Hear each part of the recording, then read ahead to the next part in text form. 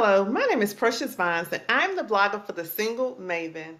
The title of this blog is What to Do When He Says, Let's Just Be Friends. Dating today can present many challenges, one of which is hearing the four dreaded words, let's just be friends. You may be able to identify with the following scenario.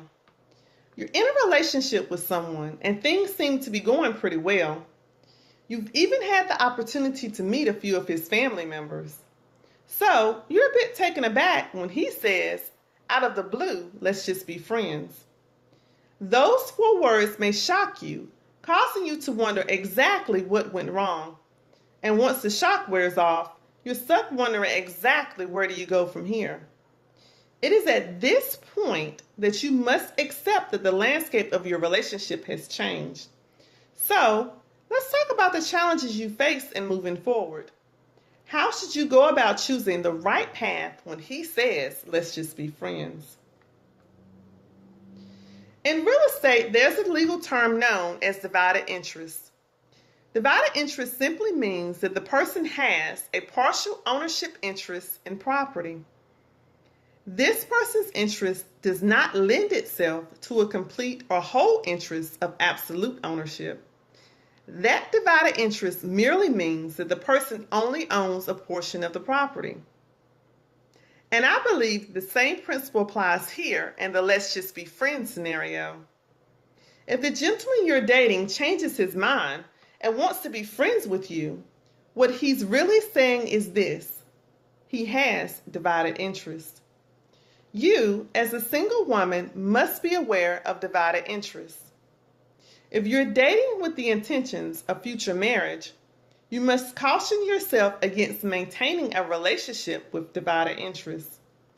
Now, this is not to say that the gentleman has bad intentions where you're concerned, or that he doesn't care about you when he says, let's just be friends.